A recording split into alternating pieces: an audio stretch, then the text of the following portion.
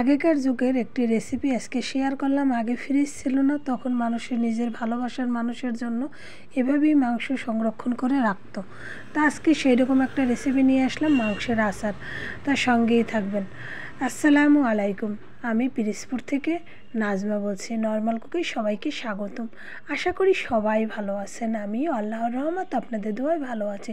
তাই চলে গেলাম আজকে মেইন প্রসেসিংয়ে। দেখেন এখানে 1 কেজি পরিমাণ গোশত নিয়েছি। আপনারা আপনাদের পরিমাণ মতো গোশতটা নিয়ে নেবেন। ভালো করে ধুয়ে একটা তাগাড়িতে নিয়ে নিলাম। তাগাড়িতে নেবার পরে দেখেন এখন আমি মশলাগুলো দিয়ে দেব। মাংসের সাইজটা অবশ্যই ছোটো করে নেবেন।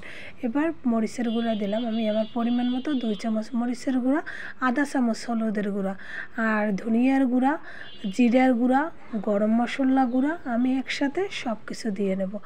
এবার আমি দিছি রসুন পেস্ট, রসুন আর আদা পেস্ট একসাথে দিয়ে নিতে হবে। তাও অবশ্যই আপনারা যদি ভিডিওটা ভালো লাগে তাহলে একটা লাইক, একটা কমেন্ট আর সাবস্ক্রাইব করে পাশে থাকবেন। লবণ পরিমাণ মতন।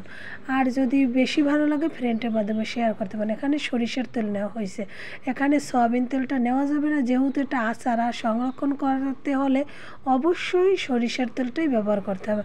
মাখিয়ে 20 মিনিট রাখার পর আমি আবার রান্নার প্রসেসে চলে আসলাম।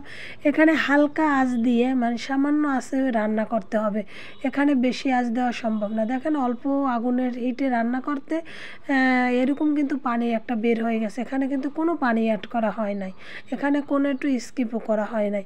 তা দেখেন পানি অ্যাড করা ছাড়াই যথেষ্ট পরিমাণ পানি বের হয়ে গেছে। এই পানিতেই আমি সেদ্ধ করে নেব। তো এখানে কিন্তু আগেই বলছি কোনো পানি অ্যাড করা যাবে না।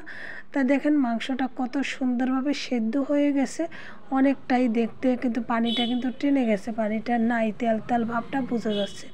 এবার আমি মেইন প্রসেসিংয়ে চলে আসি। আচারের যে মেইন উপকরণ সেখানে চলে আসি। 1 কাপ দিয়ে দিলাম সরিষার তেল আমার পরিমাণ মতন। এখানে সরিষার তেলটা বেশিই দিতে হবে, তা আপনারা দেখেই বুঝতে পারছেন। আর এখানে হচ্ছে মাংসের যে তেলটা থাকে চর্বির তেল, সেই তেলটা এখানে দিয়ে দিলাম।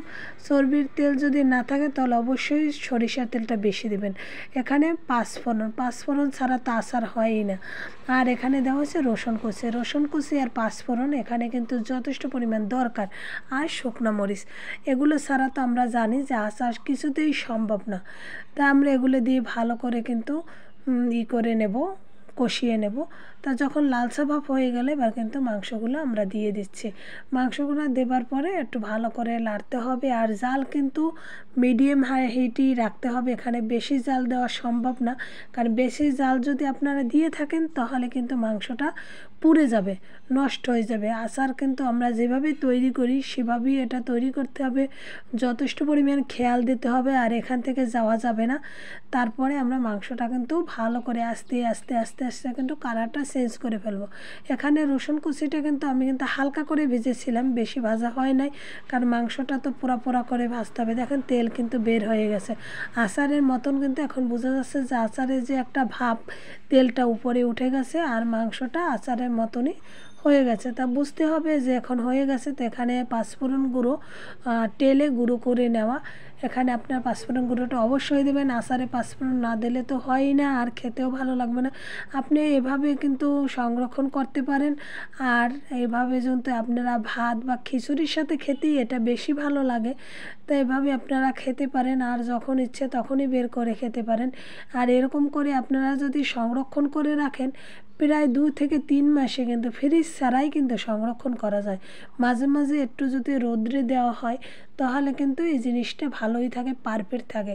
আর কতটা ইয়ামি হয়েছে দেখতে, তা আপনারা তো দেখতেই পাচ্ছেন, কালারটা চমৎকার আসছে, খুব সুন্দর পরিবেশনা করে ফেললাম।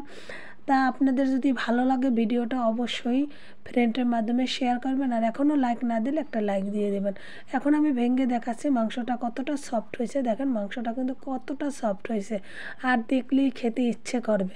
তো এভাবে যদি আপনারা প্রিয় মানুষের জন্য সংরক্ষণ করে রাখেন বা এভাবে খাওয়ান তাহলে অনেকটা আনন্দ পাবে। দেখেন এখানে একটা কাঁচের বয়ম নেওয়া হয়েছে, কাঁচের বয়ম ছাড়া তো সংরক্ষণ করা যাবেই না। আর অবশ্যই কাঁচের বয়মটা ভালো করে ধুয়ে মুছে শুকাইয়ে নিতে হবে, তারপর আচার গুঁড়ো দিতে হবে। আর আচারের উপরে যেন তেল তেলটা ভাব থাকে, আচারটা যেন ডুবে থাকে, মানে মাংসটা যেন ডুবে থাকে, সেটার দিকে খেয়াল রাখতে হবে। তেলটা দিয়ে ভালো করে ঢেকে দিতে হবে, নাহলে কিন্তু আচারটা নষ্ট হয়ে যাবে। এখন আপনারা খিচুড়ির সাথে খেতে পারেন, বা যখন ইচ্ছে তখন। আজকে গরু মাংস নেই, কিন্তু এভাবে বাইর করে 2 টুকরো আপনারা খেতে পারেন, খুব ভালো লাগবে। গরম ভাতের সাথে খেতে ভালো লাগবে, পরোটার সাথে খেতে ভালো লাগবে। যেভাবেই রাখেন না, খেতে চান না কেন ওইভাবেই খেতে পারবেন। তো এইভাবে সংরক্ষণ রাখতে পারেন। সবাইকে অসংখ্য ধন্যবাদ ভিডিওটা শেষ পর্যন্ত দেখার জন্য। ভালো থাকেন, সুস্থ থাকেন, আল্লাহ হাফিজ, আসসালামু আলাইকুম।